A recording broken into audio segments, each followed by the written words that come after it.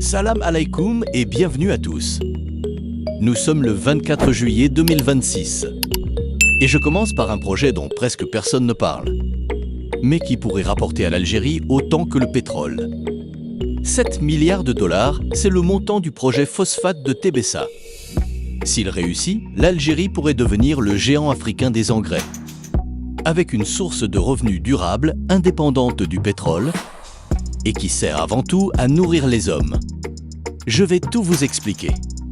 Mais il y a bien plus dans cette vidéo. Le baril de pétrole vient de dépasser les 100 dollars. Avec une hausse spectaculaire de 30 dollars en 3 semaines seulement, et je vous dirai d'où vient cette flambée et ce qu'elle rapporte. Concrètement à l'Algérie. Nous verrons aussi une nouvelle règle qui concerne désormais tous ceux qui achètent de l'or et des bijoux en Algérie, et enfin le bilan vertigineux de la bataille du feu 1675, incendie depuis le 8 juillet, et l'annonce de l'État sur l'indemnisation des victimes. Restez jusqu'au bout parce que au projet 3, je vous donnerai les réflexes à avoir pour ne plus jamais vous faire avoir en achetant de l'or. C'est parti. Projet 1, le phosphate. Le projet qui pourrait faire de l'Algérie un géant africain. L'Algérie possède, à Bled El Hadba, dans la wilaya de Tébessa, d'immenses réserves de phosphate. Cette roche qui sert à fabriquer les engrais agricoles, le véritable nerf de la guerre de l'agriculture mondiale. Sans engrais, pas de rendement élevé, pas de sécurité alimentaire. Le projet phosphate intégré, le PPI, ne se limite pas à l'extraction. Et c'est là toute son intelligence. Le docteur Rabah Kedi, chercheur à l'université de Boumerdeh et expert chez Sonatrach, souligne que l'ambition dépasse le simple. Cadre extractif, l'Algérie veut extraire, transformer en engrais sur son sol et exporter des produits finis à haute valeur ajoutée. Exactement la philosophie résumée par le ministre Arkab. Ne plus exporter les matières premières à l'état brut. Cet écosystème s'appuie sur la ligne ferroviaire minière de l'Est. 422 km jusqu'au port d'Annaba, le quai minéralier en construction et les futures usines de transformation pour un coût total d'environ 7 milliards de dollars. Pourquoi une somme pareille? Le marché mondial des engrais est colossal et en pleine. Croissance, la population augmente.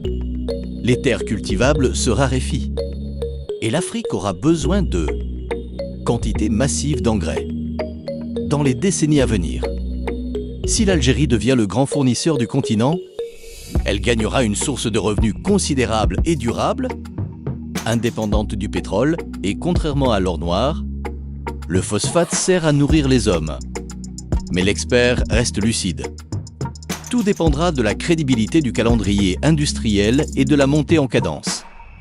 Le marché est déjà occupé par des géants comme le Maroc et son OCP, leader mondial du phosphate, et les clients internationaux ne pardonnent pas les retards. Le défi est immense, l'opportunité. Aussi, ce projet illustre le pari algérien actuel. Utiliser les revenus des hydrocarbures d'aujourd'hui pour financer les industries de demain, phosphate, acier, automobile, hydrogène vert. Projet 2, le pétrole dépasse les 100 dollars. Une aubaine pour l'Algérie. Jeudi 23 juillet, le baril de Brent de la mer du Nord, référence internationale du marché pétrolier, a dépassé les 100 dollars. Son plus haut niveau depuis le mois de mai, en hausse de 5,84% dans la journée. Tandis que son équivalent américain, le West Texas Intermediate, gagnait 4,68% à 90,89 $. Mais ce qui frappe surtout, c'est la vitesse de cette hausse, 30 dollars en seulement 3 semaines, passant d'environ 70 dollars début mai, juillet à plus de 100 dollars. Aujourd'hui tué. Pour bien situer, rappelons le parcours du baril en 2026, 60 dollars en janvier, un pic à 120 dollars en mars après le déclenchement de la guerre contre l'Iran fin février. Une baisse à partir de demi-vaisseau. Mi-juin suite à l'accord conclu. entre les États-Unis et l'Iran, et aujourd'hui une remontée violente. La cause tient en un mot, la géopolitique et l'escalade au Moyen-Orient. Les rebelles houthis du Yémen ont revendiqué. Jeudi, une attaque contre 2 pétroliers saoudiens en mer Rouge, après avoir annoncé lundi un blocus des ports saoudiens. Dans le détroit d'Ormuz, les gardiens de la révolution iraniens ont stoppé 3 pétroliers. Et le trafic maritime y a chuté de 57% en une semaine selon Lloyd's List Intelligence. Le président américain a menacé les Houthis et l'Iran d'une riposte militaire majeure. Un analyste d'Active Trade résume: les marchés anticipent la fermeture du détroit et un conflit plus large dans le Golfe. Pour l'Algérie, c'est une véritable aubaine financière. Le pays produit désormais plus d'1 million de barils par jour. Et chaque dollar supplémentaire sur le baril, multiplié par 1 million de barils sur 365 jours, représente environ 365 millions de dollars par an. Avec 30 dollars de hausse, on parle donc de plusieurs milliards de dollars de recettes supplémentaires potentielles. Pour le trésor algérien, le gaz généralement indexé sur le pétrole profite doublement au pays. L'Algérie étant devenue le 2e fournisseur de gaz de l'Europe, avec des contrats renforcés en Allemagne et en Espagne. Ces recettes financent les grands chantiers dont nous parlons chaque semaine. Stations de dessalement, lignes ferroviaires, hôpitaux, logements, data centers, tout en renforçant les réserves de change et la marge de manœuvre budgétaire. Mais il faut voir l'autre face de la médaille. Et je veux être honnête avec vous comme toujours. Cette manne vient d'une guerre, de pétroliers attaqués et de marins en danger. Et s'en réjouir sans nuance serait indécent. L'Algérie, fidèle à sa tradition diplomatique, appelle d'ailleurs constamment à la paix. Cette hausse est aussi fragile et temporaire, reposant sur une simple prime de risque géopolitique qui peut s'effondrer aussi vite qu'elle est montée, comme le montre la véritable montagne russe de 2026. La vraie sagesse, c'est d'utiliser cet argent exceptionnel pour construire ce qui durera. Après le pétrole, l'industrie, l'agriculture, la formation, les énergies renouvelables. Transformer une rente volatile en richesse permanente, c'est tout l'enjeu des années à venir. Projet 3, or et bijoux, la nouvelle règle qui change tout pour les acheteurs. L'Algérie interdit désormais les bijoux sans poinçon et importés illégalement, avec un délai d'1 an accordé aux bijoutiers pour se conformer. Le poinçon, cette petite estampille officielle apposée sur un bijou, garantit sa teneur en or ou en argent, la carte d'identité du bijou, qui certifie le titrage annoncé.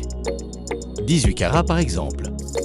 3 raisons expliquent cette mesure. La protection du consommateur, qui ne pourra plus payer le prix de l'or pour repartir avec du métal plaqué. La lutte contre la contrebande, ces bijoux importés illégalement échappant aux taxes et faisant concurrence déloyale aux artisans honnêtes. Et la traçabilité face au blanchiment. L'or étant un moyen classique de faire circuler de l'argent sale. Dans la continuité de la sortie de l'Algérie de la liste grise du GAFI, le délai d'1 an laisse aux professionnels le temps d'escouler leur stock et de s'organiser. Une transition accompagnée plutôt qu'imposée brutalement. Alors, quel réflexe adopter? Vérifiez toujours la présence du poinçon. Demandez au bijoutier de vous le montrer à la loupe si nécessaire. Et exigez une facture détaillée mentionnant le poids, le titrage et le prix. Ces gestes vous protègent et protègent aussi les bijoutiers honnêtes. Cette mesure s'inscrit dans un mouvement plus large d'assainissement de l'économie algérienne, durcissement des conditions d'inscription au registre du commerce, triple contrôle des importations, numérisation des procédures, réforme de l'allocation touristique. Un travail de longue haleine, parfois contraignant, mais nécessaire pour bâtir une économie moderne et transparente. Projet 4, 1675 incendies. La bataille du feu et l'indemnisation des victimes.